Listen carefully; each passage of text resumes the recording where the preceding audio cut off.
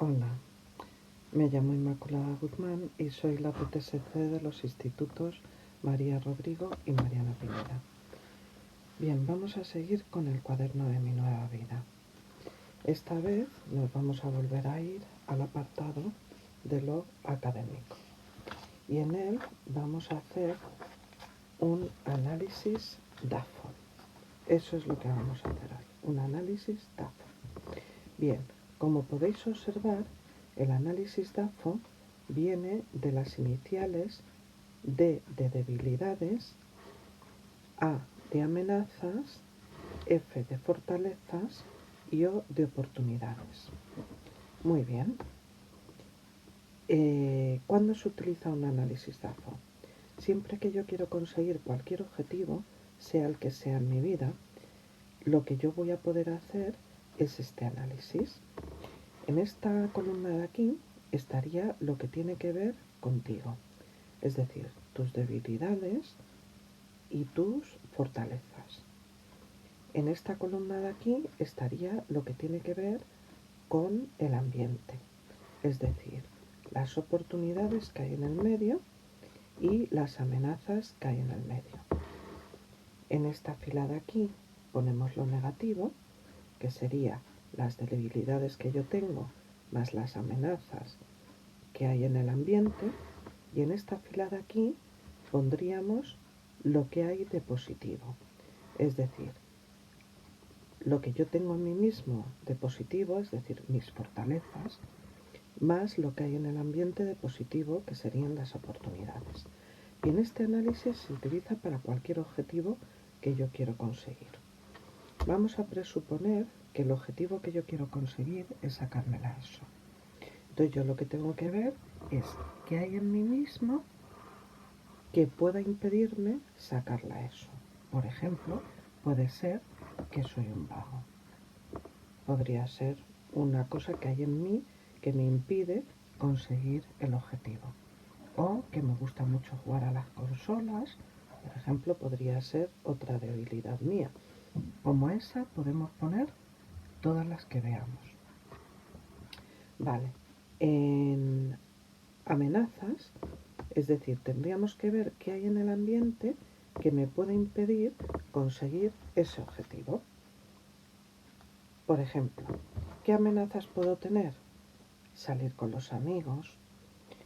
Otra amenaza sería el hecho de yo tener una consola cerca en mi casa. Es decir, la amenaza puede venir o bien desde mi interior, de que yo esté pensando, quiero jugar a la maquinita, quiero jugar y no me concentro porque estoy pensando en que me gustaría estar jugando a la... Entonces eso sería algo interno. O del ambiente, si yo tengo a mano esa consola que yo puedo conseguir, ¿vale? Vale, ¿qué más, por ejemplo, qué más amenazas podríamos tener? Por ejemplo, podríamos tener como amenaza el que quiero salir con mis amigos. Esa podría ser otra de las amenazas. ¿Qué más amenazas? Pues, por ejemplo, el no estar acostumbrado a asumir responsabilidades. Vale, ¿qué tiene esto que ver con el estudio? Mira, ahí hay una cosa que se llama el locus de control interno. El locus de control es donde pongo yo el control de mis actos. Si yo el control de mis actos lo pongo en mi interior, sería un locus de control interno. Y sería la típica persona que diría, he suspendido. Pero si yo pongo el locus de control externo, eso lo que hago es que digo que el control de mis actos está en el exterior. Y entonces sería la típica persona que diría, me han suspendido. Vale, ¿qué ocurre con esto?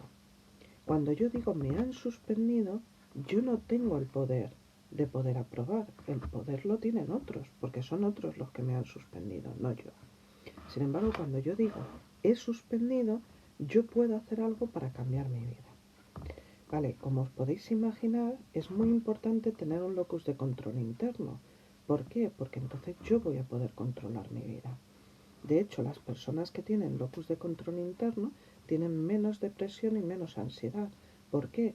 Porque ellas pueden controlar su vida, no están expuestas a los demás, que es lo que se llama... Bueno, eso ya hablaremos en otro vídeo. Claro, ¿qué ocurre cuando yo tengo un locus de control externo? Es decir, cuando yo no estoy acostumbrado a tener obligaciones en casa, yo no me hago ni mi cama, no tengo ninguna obligación común en la familia, entonces espero que sean los otros siempre los que me den respuesta a mis necesidades. Con lo cual, al yo tener un locus de control externo, va a ser también una amenaza porque no estoy acostumbrada a asumir responsabilidades y al fin y al cabo el estudio es una responsabilidad que yo tengo como adolescente. Vale. Ahora vamos a mirar la fila de lo positivo. ¿Qué tengo yo en mí mismo que me hace poder conseguir estudiar? O sea, por ejemplo, ¿qué fortaleza tengo? Pues por ejemplo, que soy una persona inteligente, capaz, que si me pongo lo consigo, podría ser esto. Otra podría ser que soy cabezota, soy una persona muy cabezota y el que la sigue la consigue. Y entonces me empeño y al final consigo mi objetivo.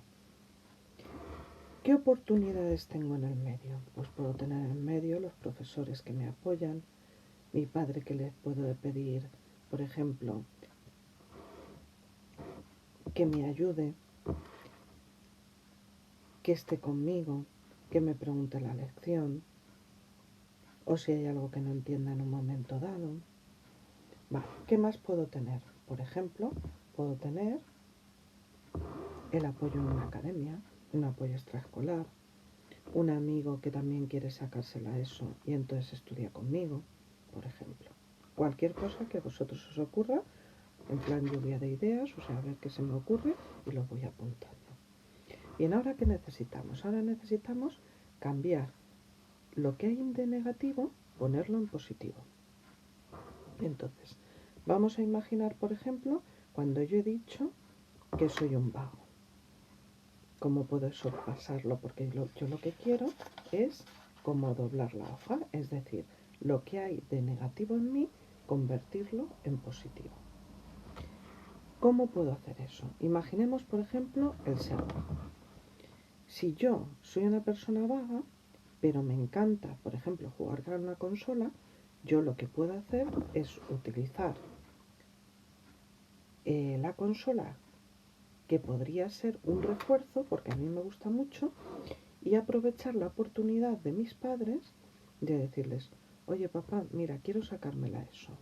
Tú me podrías ayudar de tal manera que tú, cuando yo haya estudiado 1 hora o 2 horas, cuando yo haya estudiado el tiempo que sea necesario y que nosotros pactemos, tú me dejas la consola y mientras tanto me la guardas. O por ejemplo me preguntas la lección que me la sé, me dejas la consola. Es decir, si yo sé que a mí me cuesta trabajo hacer eso, pero me doy un premio cuando lo haga, voy a ir creando poco a poco un hábito que al final voy a fomentar un esfuerzo y ya sabemos lo importante que son los esfuerzos. Vale, ¿qué más tenemos? Tenemos, por ejemplo, que hemos dicho el locus de control externo.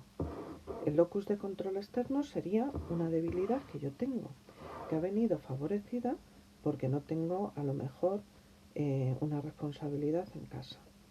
Pues ahí yo puedo igual hablar con mis padres y decirles, oye mira, pues yo por ejemplo que tengo todos estos derechos, sé que esto cuesta trabajo, pero al final, tal y como hemos visto, es por tu propio bien, porque tú quieres conseguir dedicarte a esa profesión para la que vales y para eso tienes que hacer tales estudios. Entonces, quedar con tus padres, por ejemplo, en que te dejen salir si tú has estudiado. Es decir, para que tú vayas teniendo cada vez un locus de control cada vez más interno, cada vez más interno, cada vez más interno. Vale, ¿qué más? Por ejemplo, el salir con los amigos. ¿Cómo lo podría convertir en una oportunidad? Pues puedo hablar con otros amigos y preguntarles, oye, ¿vosotros os queréis sacar también la ESO? ¿Que ellos también se quieren sacar la ESO? Pues por ejemplo, a través de WhatsApp podéis picaros unos a otros y decir, mira, yo hoy he conseguido estas media hora, ¿cuánto has conseguido tú? Y así de esa manera se convierte, en vez de en una amenaza, en una oportunidad. ¿Qué más? ¿Qué más podría utilizar? Pues como hemos dicho antes, el móvil y la consola lo puedo utilizar en vez de como una amenaza, lo puedo convertir en una oportunidad cuando me lo doy de refuerzo. ¿Qué más? Cualquier cosa que sea una debilidad o una amenaza, siempre lo vais a poder convertir en una oportunidad o en una fortaleza. Pues nada, me ha encantado. Un beso, hasta luego.